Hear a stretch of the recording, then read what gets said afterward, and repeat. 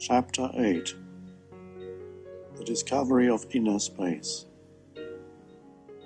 According to an ancient Sufi story, there lived a king in some Middle Eastern land who was continuously torn between happiness and despondency.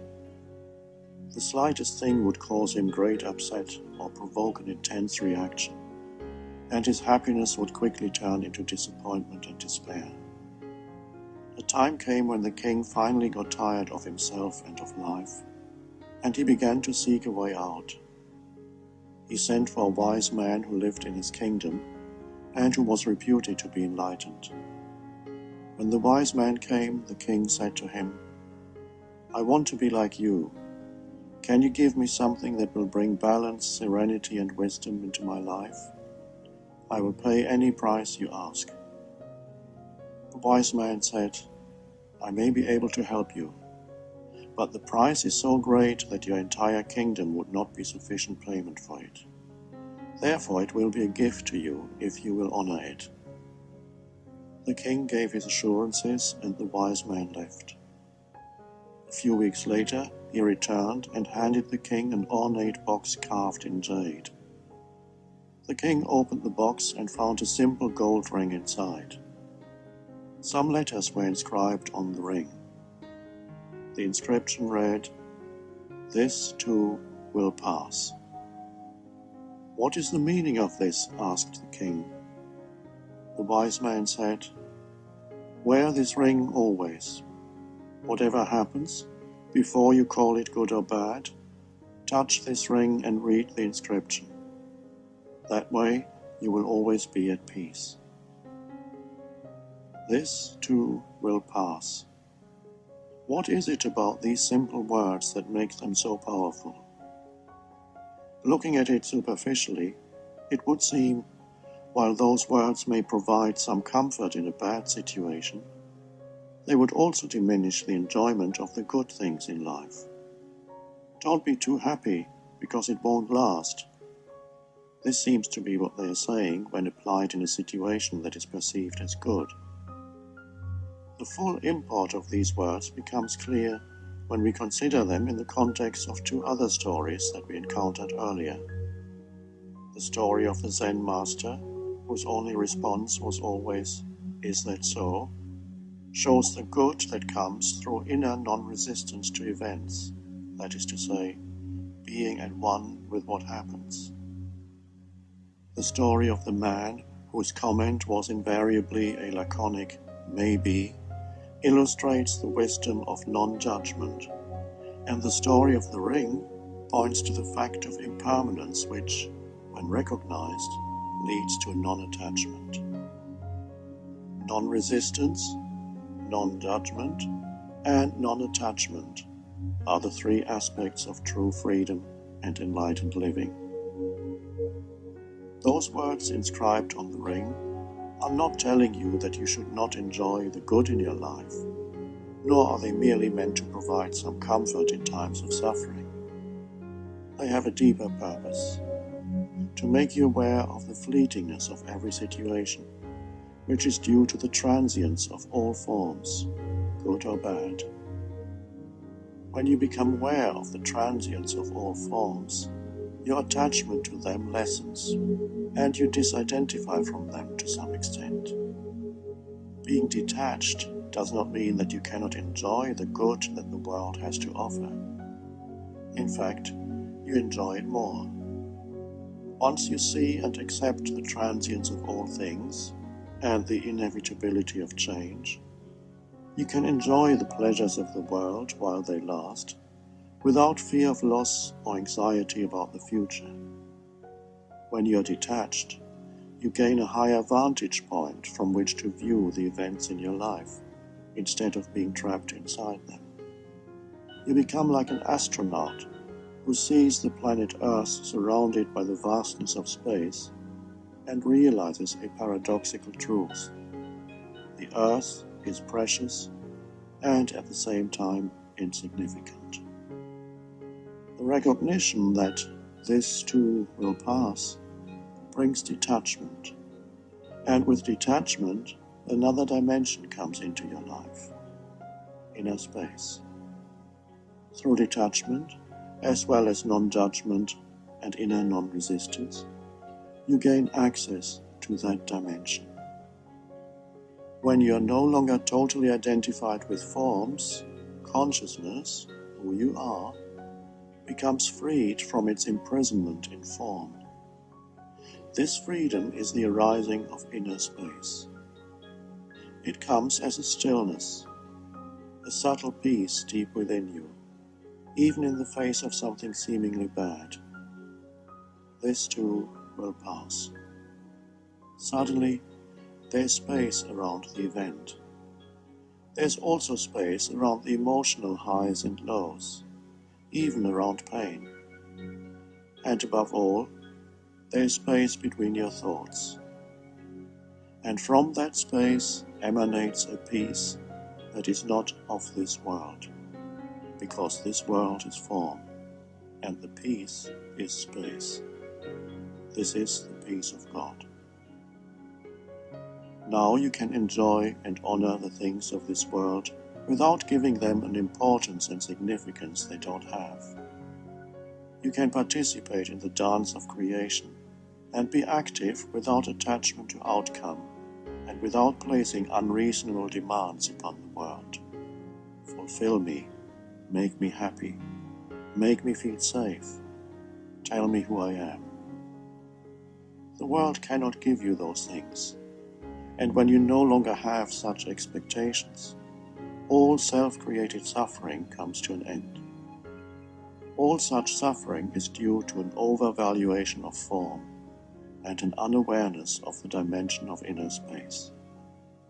When that dimension is present in your life, you can enjoy things, experiences, and the pleasures of the senses without losing yourself in them, without inner attachment to them, that is to say, without becoming addicted to the world. The words, "this too will pass," are pointers towards reality. In pointing to the impermanence of all forms, by implication, they are also pointing to the eternal. Only the eternal in you can recognize the impermanent as impermanent. When the dimension of space is lost, or rather not known, the things of the world assume an absolute importance, a seriousness and heaviness that in truth they do not have. When the world is not viewed from the perspective of the formless, it becomes a threatening place and ultimately a place of despair. The Old Testament prophet must have felt this when he wrote, "All things are full of weariness. A man cannot utter it." Object consciousness and space consciousness. Most people's lives are cluttered up with things, material things, things to do, things to think about. Their lives are like the history of humanity, which Winston Churchill defined as one damn thing after another. Their minds are filled up with a clutter of thoughts, one thought after another.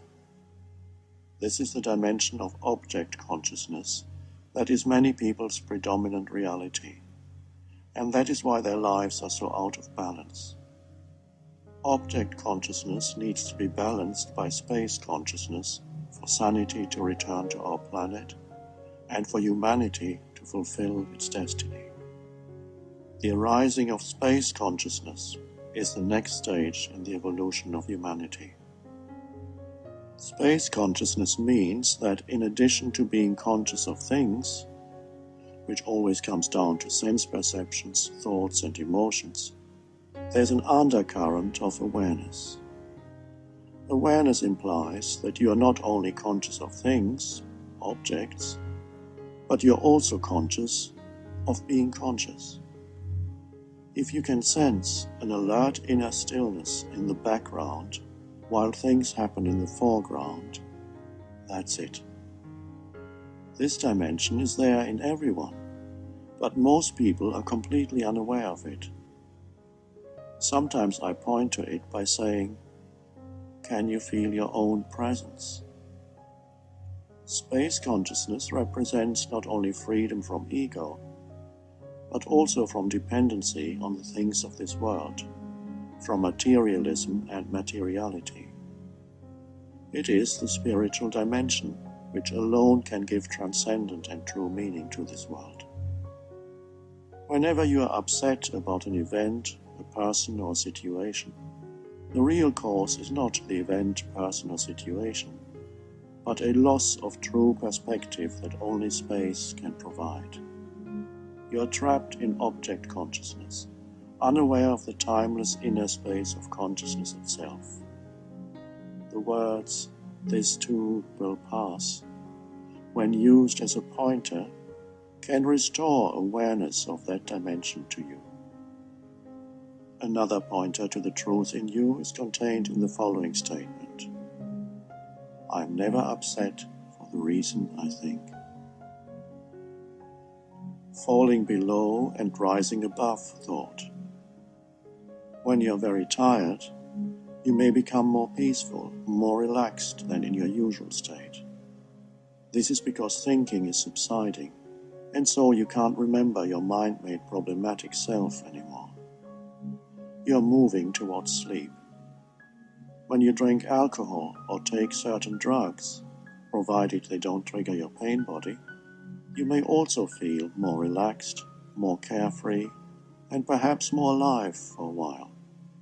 You may start singing and dancing, which since ancient times are expressions of the joy of life.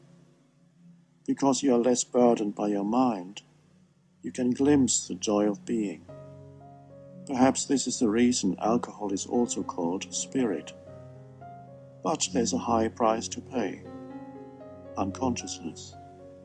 Instead of rising above thought, you have fallen below it. A few more drinks, and you will have regressed to the vegetable realm.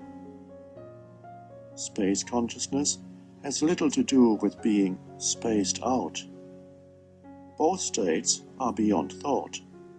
This they have in common. The fundamental difference, however, is that in the former you rise above thought. In the latter, you fall below it. One is the next step in the evolution of human consciousness. The other a regression to a stage we left behind eons ago. Television.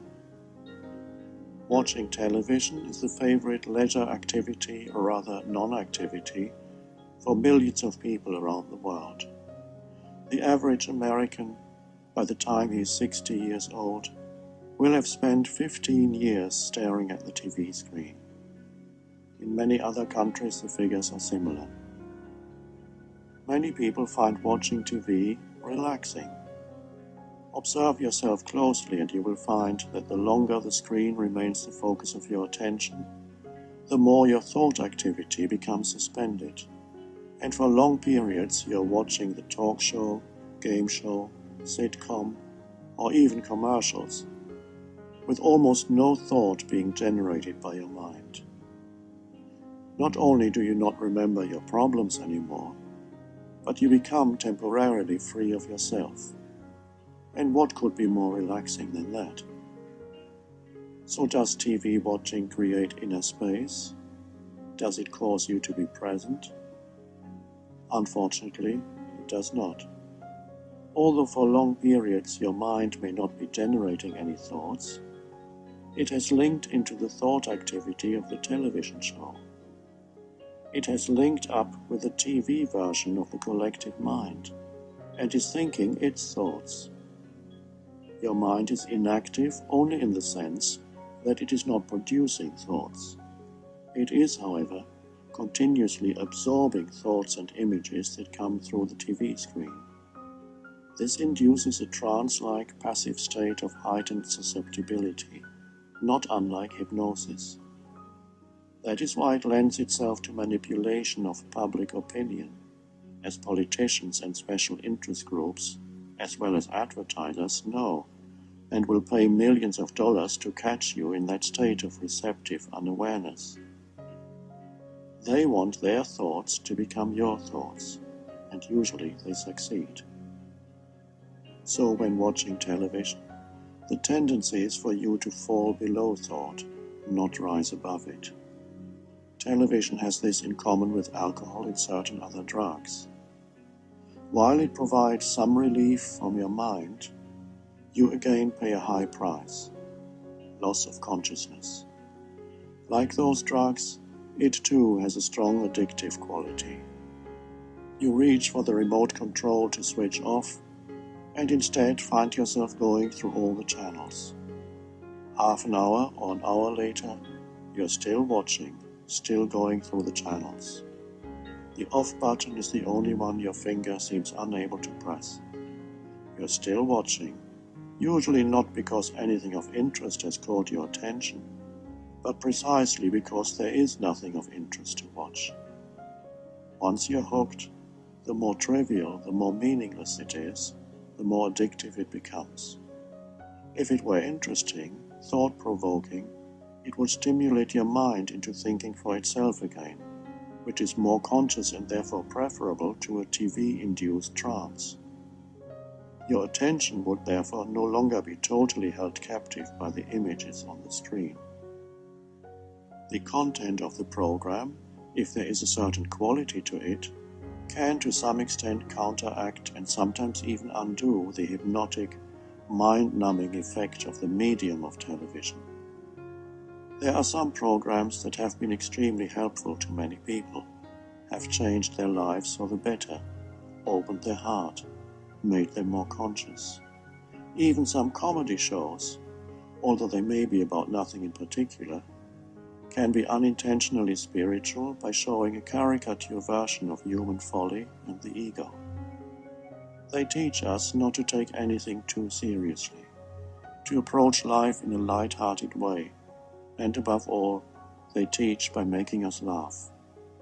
Laughter is extraordinarily liberating as well as healing.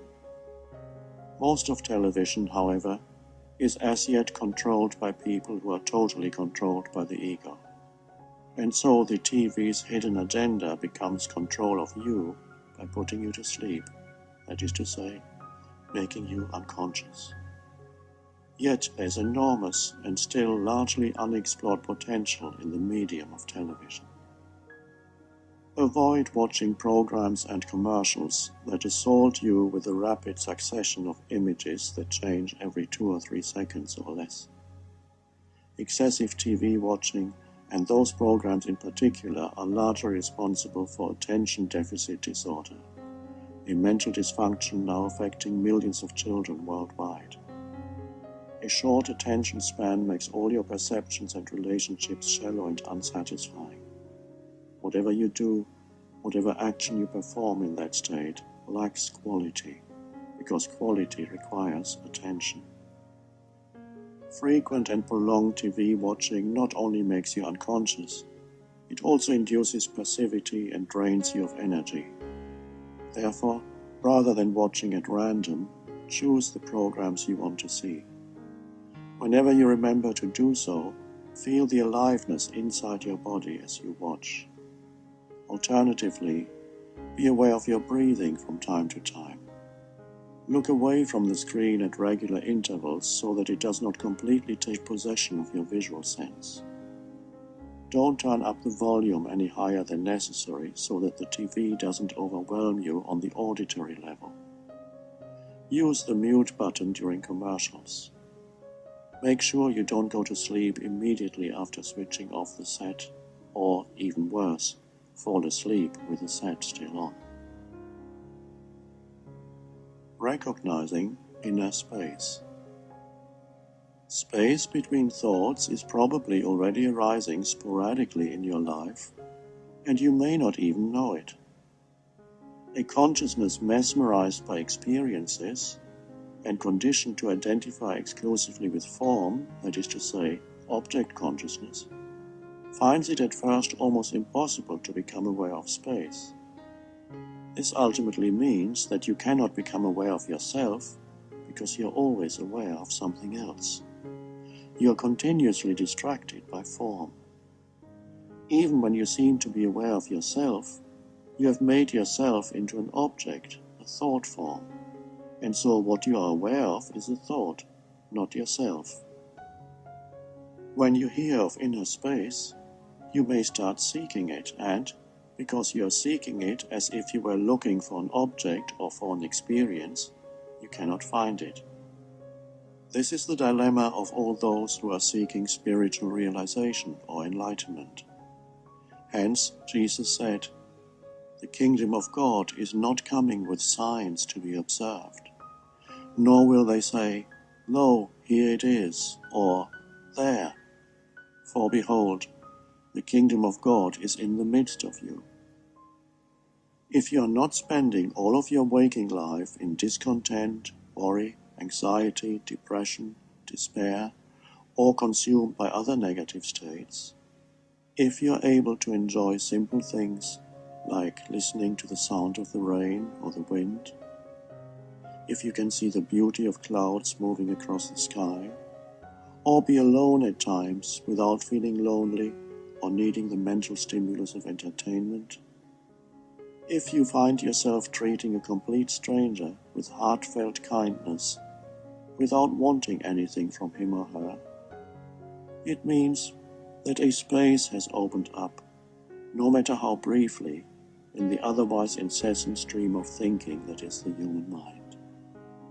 When this happens, there's a sense of well-being, of alive peace, even though it may be subtle. The intensity will vary from a perhaps barely noticeable background sense of contentment to what the ancient sages of India called Ananda, the bliss of being. Because you've been conditioned to pay attention only to form, you're probably not aware of it except indirectly.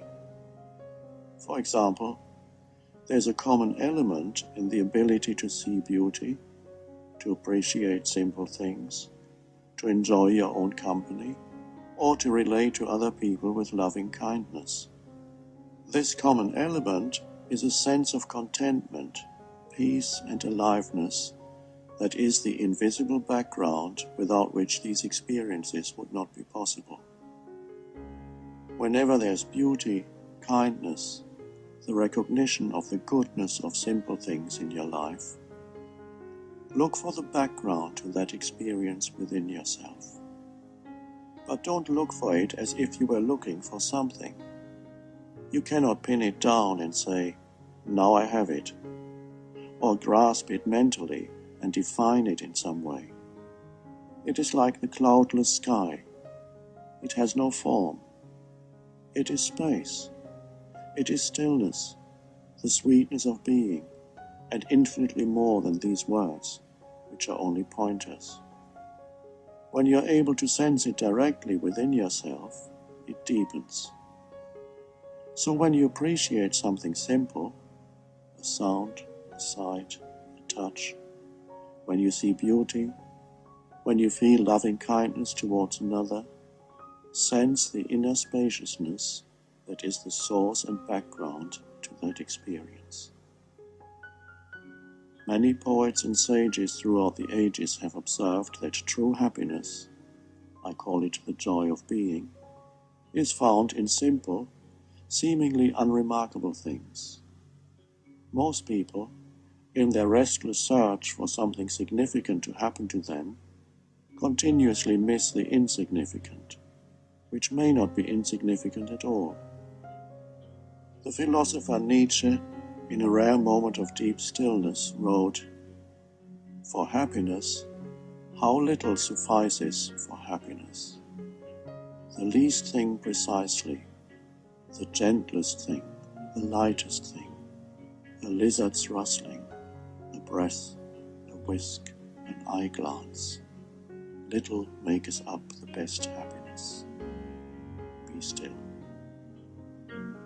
Why is it the least thing that makes up the best happiness? Because true happiness is not caused by the thing or event, although this is how it first appears. The thing or event is so subtle, so unobtrusive, that it takes up only a small part of your consciousness, and the rest is inner space, consciousness itself unobstructed by form. Inner space consciousness and who you are in your essence are one and the same. In other words, the form of little things leaves room for inner space. And it is from inner space, the unconditioned consciousness itself, that true happiness, the joy of being, emanates. To be aware of little, quiet things, however, you need to be quiet inside. A high degree of alertness is required. Be still. Look. Listen. Be present. Here's another way of finding inner space. Become conscious of being conscious. Say or think, I am, and add nothing to it. Be aware of the stillness that follows the I am. Sense your presence, the naked, unveiled, unclosed beingness. It is untouched by young or old, rich or poor, good or bad, or any other attributes. It is the spacious womb of all creation, all form. End of Disc 6. Can you hear the mountain stream? A Zen Master was walking in silence with one of his disciples along a mountain trail. When they came to an ancient cedar tree, they sat down under it for a simple meal of some rice and vegetables. After the meal, the disciple, a young monk who had not yet found the key to the mystery of Zen, broke the silence by asking the Master, "Master, how do I enter Zen?" He was, of course, inquiring how to enter the state of consciousness which is Zen. The Master remained silent. Almost 5 minutes passed while the disciple anxiously waited for an answer. He was about to ask another question when the Master suddenly spoke. "Do you hear the sound of that mountain stream?" The disciple had not been aware of any mountain stream. He had been too busy thinking about the meaning of Zen. Now, as he began to listen for the sound, his noisy mind subsided. At first he heard nothing. Then, his thinking gave way to heightened alertness, and suddenly he did hear the hardly perceptible murmur of a small stream in the far distance. "Yes, I can hear it now," he said. The Master raised his finger and, with a look in his eyes that in some way was both fierce and gentle, said, "Enter Zen from there." The disciple was stunned. It was his first satori, a flash of enlightenment. He knew what Zen was without knowing what it was that he knew. They continued on their journey in silence. The disciple was amazed at the aliveness of the world around him. He experienced everything as if for the first time. Gradually, however, he started thinking again. The alert stillness became covered up again by mental noise. And before long he had another question. "Master," he said, "I've been thinking. What would you have said if I hadn't been able to hear the mountain stream?" The Master stopped, looked at him, raised his finger and said, "Enter Zen from there." Right action. The ego asks, "How can I make this situation fulfill my needs?" Or, "How can I get to some other situation that will fulfill my needs?" Presence is a state of inner spaciousness. When you are present, you ask, "How do I respond to the needs of this situation, of this moment?" In fact, you don't even need to ask the question. You are still, alert, open to what is. You bring a new dimension into the situation, space. Then you look and you listen. Thus you become one with the situation. When instead of reacting against a situation, you merge with it, the solution arises out of the situation itself. Actually, it is not you, the person, who is looking and listening, but the alert stillness itself. Then, if action is possible or necessary, you take action, or rather, right action happens through you. Right action is action that is appropriate to the whole. When the action is accomplished, the alert, spacious stillness remains. There's nobody who raises his arms in a gesture of triumph, shouting a defiant, "Yay!" There's no one who says, "Look, I did that." All creativity comes out of inner spaciousness. Once the creation has happened and something has come into form, you have to be vigilant so that the notion of me or mine does not arise. If you take credit for what you accomplished, the ego has returned and the spaciousness has become obscured. Perceiving without naming. Most people are only peripherally aware of the world that surrounds them, especially if their surroundings are familiar. The voice in the head absorbs the greater part of their attention. Some people feel more alive when they travel and visit unfamiliar places or foreign countries, because at those times sense perception, experiencing, takes up more of their consciousness than thinking. They become more present. Others remain completely possessed by the voice in the head even then. Their perceptions and experiences are distorted by instant judgments. They haven't really gone anywhere. Only their body is traveling, while they remain where they have always been, in their head. This is most people's reality. As soon as something is perceived, it is named, interpreted, compared with something else, liked, disliked, or called good or bad by the phantom self, the ego. They are imprisoned in thought forms, in object consciousness. You do not awaken spiritually until the compulsive and unconscious naming ceases. Or at least you become aware of it and thus are able to observe it as it happens. It is through this constant naming that the ego remains in place as the unobserved mind. Whenever it ceases, and even when you just become aware of it, there is inner space, and you are not possessed by the mind anymore. Choose an object close to you, a pen, a chair, a cup, a plant, and explore it visually, that is to say, look at it with great interest, almost curiosity. Avoid any objects with strong personal associations that remind you of the past, such as where you bought it, who gave it to you, and so on. Also avoid anything that has writing on it, such as a book or a bottle. It would stimulate thought. Without straining, relaxed but alert, give your complete attention to the object, every detail of it. If thoughts arise, don't get involved in them. It is not the thoughts you are interested in, but the act of perception itself. Can you take the thinking out of the perceiving?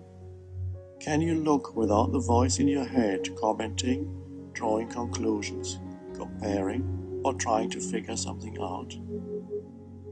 After a couple of minutes or so, let your gaze wander around the room or wherever you are, your alert attention lighting up each thing that it rests upon.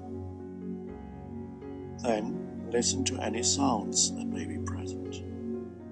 Listen to them in the same way as you looked at the things around you. Some sounds may be natural, water, wind, birds, while others are man-made. Some may be pleasant, others unpleasant. However, don't differentiate between good and bad. Allow each sound to be as it is, without interpretation. Here too, Relaxed but alert attention is the key. When you look and listen in this way, you may become aware of a subtle and at first perhaps hardly noticeable sense of calm. Some people feel it as a stillness in the background. Others call it peace. When consciousness is no longer totally absorbed by thinking, some of it remains in its formless, unconditioned, original state. This is inner space. Who is the experiencer? What you see and hear, taste, touch and smell are, of course, sense objects. They are what you experience. But who is the subject, the experiencer? If you now say, for example, well, of course I, Jane Smith, senior accountant, 45 years old, divorced, mother of 2, American, am the subject, the experiencer. You are mistaken. Jane Smith and whatever else becomes identified with the mental concept of Jane Smith are all objects of experience, not the experiencing subject. Every experience has 3 possible ingredients: sense perceptions, thoughts or mental images, and emotions. Jane Smith, senior accountant, 45 years old, mother of 2, divorced, American. These are all thoughts and therefore part of what you experience the moment you think these thoughts. They, and whatever else you can say and think about yourself, are objects, not the subject. They are experience, not the experiencer. You can add 1,000 more definitions, thoughts, of who you are, and by doing so will certainly increase the complexity of the experience of yourself, as well as your psychiatrist's income. But, in this way, you will not end up with the subject, the experiencer who is prior to all experience, but without whom there would be no experience. So who is the experiencer? You are. And who are you? Consciousness. And what is consciousness? This question cannot be answered. The moment you answer it, you have falsified it, made it into another object. Consciousness, the traditional word for which is spirit, cannot be known in the normal sense of the word, and seeking it is futile. All knowing is within the realm of duality, subject and object, the knower and the known. The subject, the I, the knower without which nothing could be known, perceived, thought or felt, must remain forever unknowable. This is because the I has no form. Only forms can be known, and yet without the formless dimension, the world of form could not be. It is the luminous space in which the world arises and subsides. That space is the life that I am. It is timeless. I am timeless, eternal. What happens in that space is relative and temporary. Pleasure and pain, gain and loss, birth and death. The greatest impediment to the discovery of inner space, the greatest impediment to finding the experiencer, is to become so enthralled by the experience that you lose yourself in it. It means consciousness is lost in its own dream. You get taken in by every thought, every emotion and every experience to such a degree that you are in fact in a dreamlike state. This has been the normal state of humanity for thousands of years. Although you cannot know consciousness, you can become conscious of it as yourself. You can sense it directly in any situation, no matter where you are. You can sense it here and now, as your very presence, the inner space in which the words on this page are perceived and become thoughts. It is the underlying I am. The words you're reading and thinking are the foreground, and the I am is the substratum, the underlying background to every experience, thought, feeling. The breath. Discover inner space by creating gaps in the stream of thinking. Without those gaps, your thinking becomes repetitive, uninspired, devoid of any creative spark, which is how it still is for most people on the planet. You don't need to be concerned with the duration of those gaps. A few seconds is good enough. Gradually, they will lengthen by themselves, without any effort on your part. More important than their length is to bring them in frequently, so that your daily activities and your stream of thinking become interspersed with space. Someone recently showed me the annual prospectus of a large spiritual organization. When I looked through it, I was impressed by the wide choice of interesting seminars and workshops. It reminded me of a smorgasbord, one of those Scandinavian buffets where you can take your pick from a huge variety of enticing dishes. The person asked me whether I could recommend one or two courses. I don't know, I said. They all look so interesting. But I do know this, I added. Be aware of your breathing as often as you're able, whenever you remember. Do that for 1 year, and it will be more powerfully transformative than attending all of these courses. And it's free. Being aware of your breathing takes attention away from thinking and creates space. It is one way of generating consciousness. Although the fullness of consciousness is already there as the unmanifested, we are here to bring consciousness into this dimension. Be aware of your breathing. Notice the sensation of the breath. Feel the air moving in and out of your body. Notice how the chest and abdomen expand and contract slightly with the in and out breath. One conscious breath is enough to make some space where before there was the uninterrupted succession of one thought after another. One conscious breath, 2 or 3 would be even better, taken many times a day, is an excellent way of bringing space into your life. Even if you meditated on your breathing for 2 hours or more, which some people do, one breath is all you ever need to be aware of, indeed ever can be aware of. The rest is memory or anticipation, which is to say, thought. Breathing isn't really something that you do, but something that you witness as it happens. Breathing happens by itself. The intelligence within the body is doing it. All you have to do is watch it happening. There's no strain or effort involved. Also, notice the brief cessation of the breath, particularly the still point at the end of the out-breath, before you start breathing in again. Many people's breath is unnaturally shallow. The more you're aware of the breath, the more its natural depth will re-establish itself. Because breath has no form as such, it has since ancient times been equated with spirit, the formless one life. God formed man of dust from the ground and breathed into his nostrils the breath of life, and the man became a living creature. The German word for breathing, atmen, is derived from the ancient Indian Sanskrit word atman, meaning the indwelling divine spirit or God within.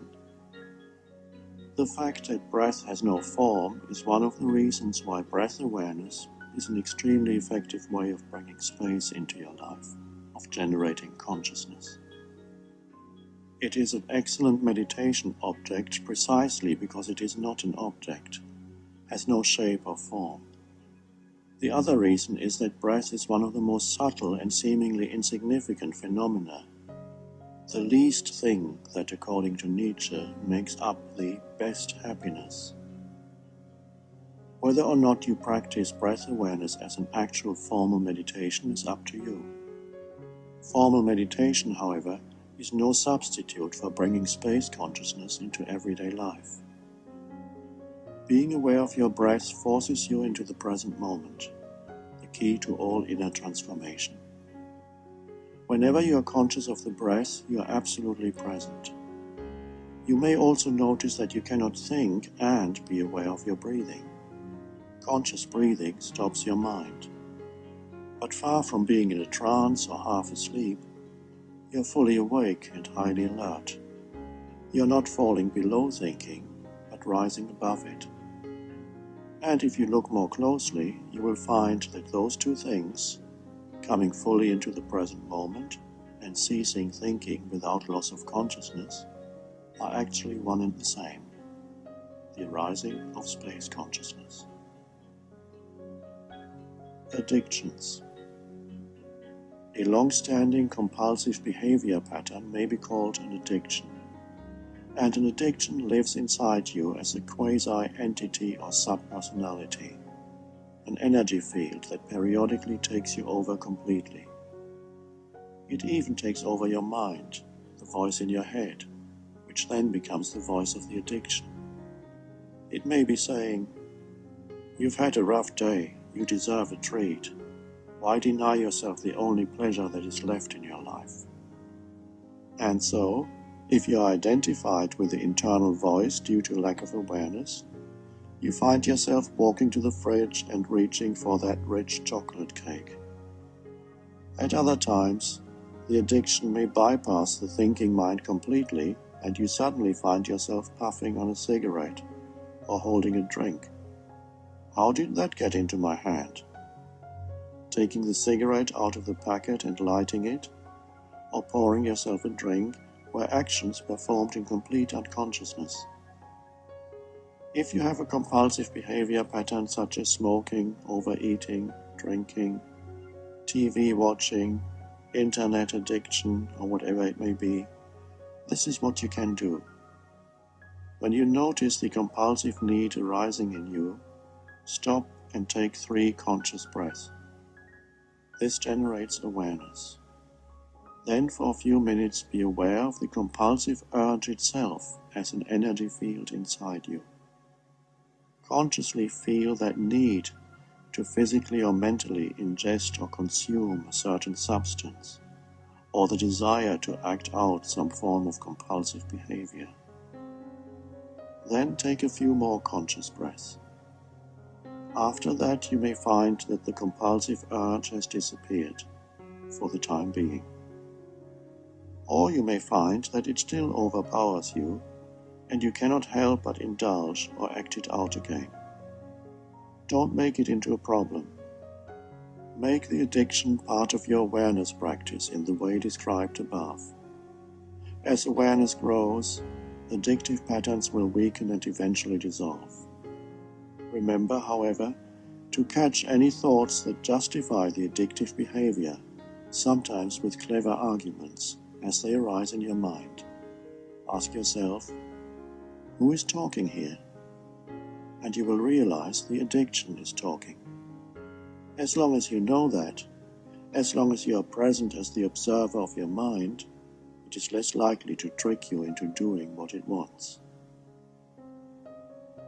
Inner body awareness. Another simple but highly effective way of finding space in your life is closely linked to the breath. You will find that by feeling the subtle flow of air in and out of the body, as well as the rise and fall of your chest and abdomen, you are also becoming aware of the inner body. Your attention may then shift from the breath to that felt aliveness within you, diffused throughout the body. Most people are so distracted by their thoughts, so identified with the voices in their heads, they can no longer feel the aliveness within them. To be unable to feel the life that animates the physical body, the very life that you are, is the greatest deprivation that can happen to you. You then begin to look not only for substitutes for that natural state of well-being within, but also for something to cover up the continuous unease that you feel when you are not in touch with the aliveness that is always there but usually overlooked. Some of the substitutes people seek out are drug-induced highs, sensory overstimulation such as excessively loud music, thrills or dangerous activities, or an obsession with sex. Even drama in relationships is used as a substitute for that genuine sense of aliveness. The most sought-after cover-up for the continuous background unease are intimate relationships. A man or a woman who is going to make me happy. It is, of course, also one of the most frequently experienced of all the letdowns. And when the unease surfaces again, people will usually blame their partner for it. Take 2 or 3 conscious breaths. Now see if you can detect a subtle sense of aliveness that pervades your entire inner body. Can you feel your body from within, so to speak? Sense briefly specific parts of your body. Feel your hands, then your arms, feet and legs. Can you feel your abdomen, chest, neck and head? What about your lips? Is there life in them? Then become aware again of the inner body as a whole. You may want to close your eyes initially for this practice. And once you can feel your body, open your eyes, look around, and continue to feel your body at the same time. Some readers may find there's no need to close their eyes. They can in fact feel their inner body as they read this. Inner and outer space. Your inner body is not solid but spacious. It is not your physical form but the life that animates the physical form. It is the intelligence that created and sustains the body, simultaneously coordinating hundreds of different functions of such extraordinary complexity that the human mind can only understand a tiny fraction of it. When you become aware of it, what is really happening is that the intelligence is becoming aware of itself. It is the elusive life that no scientist has ever found because the consciousness that is looking for it is it. Physicists have discovered that the apparent solidity of matter is an illusion created by our senses. This includes the physical body, which we perceive and think of as form, but 99.99% of which is actually empty space. This is how vast the space is between the atoms compared to their size, and there's as much space again within each atom. The physical body is no more than a misperception of who you are. In many ways, it is a microcosmic version of outer space. To give you an idea of how vast the space is between celestial bodies, consider this. Light traveling at a constant speed of 186,000 miles or 300,000 kilometers per second takes just over 1 second to travel between the Earth and the Moon. Light from the Sun takes about 8 minutes to reach the Earth. Light from our nearest neighbor in space, a star called Proxima Centauri, which is the sun that is closest to our own sun, travels for 4.5 years before it reaches the Earth. This is how vast the space is that surrounds us. And then there's the intergalactic space, whose vastness defies all comprehension. Light from the galaxy closest to our own, the Andromeda Galaxy, takes 2.4 million years to reach us. Isn't it amazing that your body is just as spacious as the universe? So your physical body, which is form, reveals itself as essentially formless when you go deeper into it. It becomes a doorway into inner space. Although inner space has no form, it is intensely alive. That empty space is life in its fullness, the unmanifested source out of which all manifestation flows. The traditional word for that source is God. Thoughts and words belong to the world of form. They cannot express the formless. So when you say, "I can feel my inner body," that is a misperception created by thought.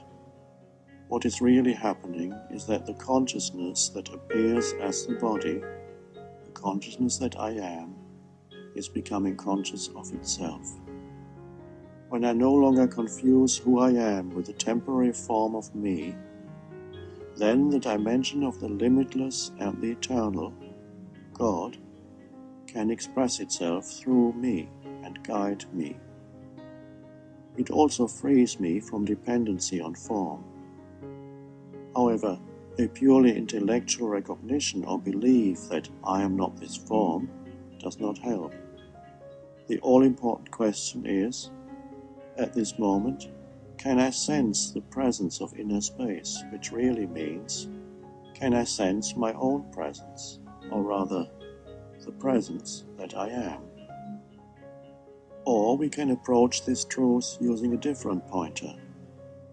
Ask yourself, am I aware not only of what is happening at this moment, but also of the now itself as the living, timeless inner space in which everything happens?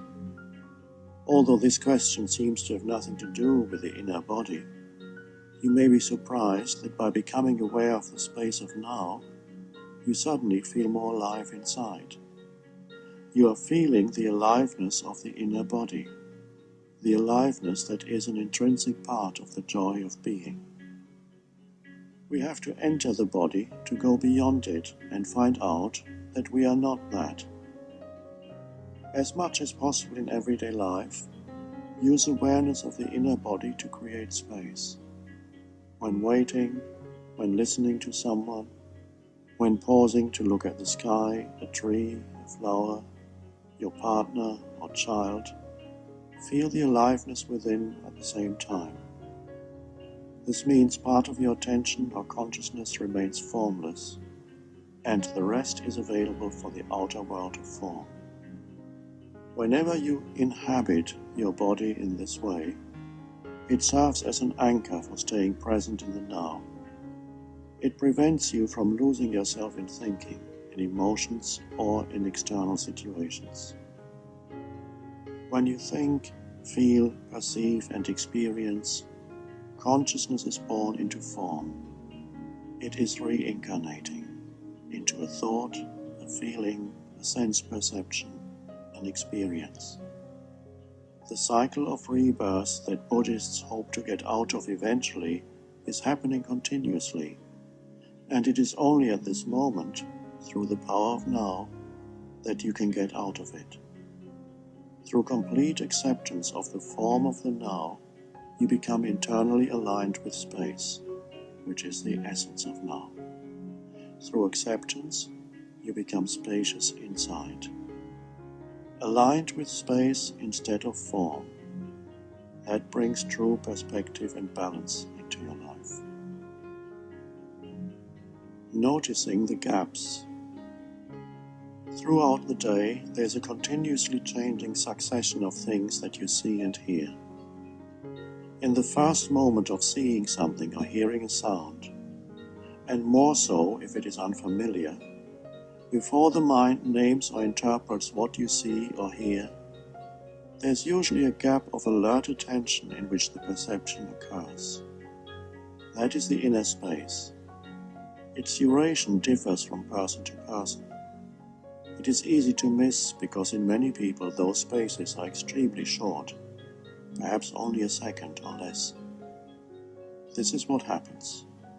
A new sight or sound arises, and in the first moment of perception, there's a brief cessation in the habitual stream of thinking.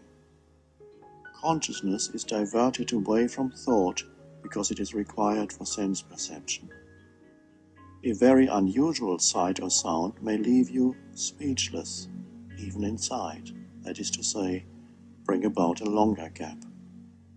The frequency and duration of those spaces determine your ability to enjoy life, to feel an inner connectedness with other human beings as well as nature. It also determines the degree to which you are free of ego, because ego implies complete unawareness of the dimension of space.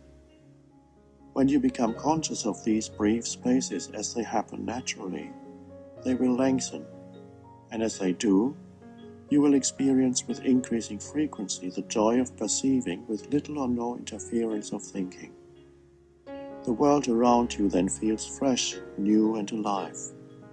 The more you perceive life through a mental screen of abstraction and conceptualization, the more lifeless and flat the world around you becomes.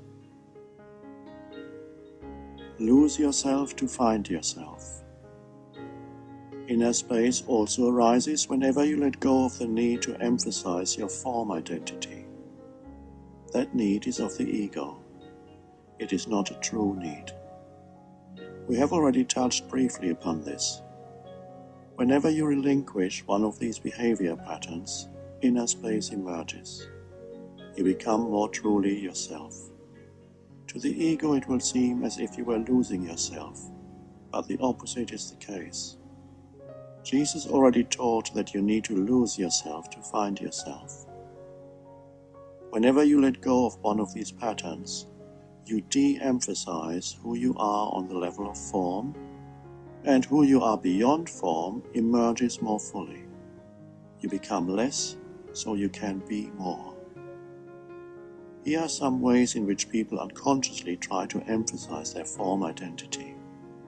If you are alert enough, you may be able to detect some of these unconscious patterns within yourself. Demanding recognition for something you did and getting angry or upset if you don't get it. Trying to get attention by talking about your problems, the story of your illnesses, or making a scene.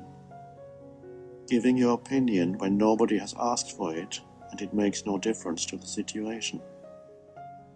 Being more concerned with how the other person sees you than with the other person, which is to say, using other people for egoic reflection or as ego enhancers. Trying to make an impression on others through possessions, knowledge, good looks, status, physical strength, and so on. Bringing about temporary ego inflation through angry reaction against something or someone. Taking things personally, feeling offended, making yourself right and others wrong through futile mental or verbal complaining, wanting to be seen or to appear important. Once you have detected such a pattern within yourself, I suggest that you conduct an experiment. Find out what it feels like and what happens if you let go of that pattern. Just drop it and see what happens. De-emphasizing who you are on the level of form is another way of generating consciousness.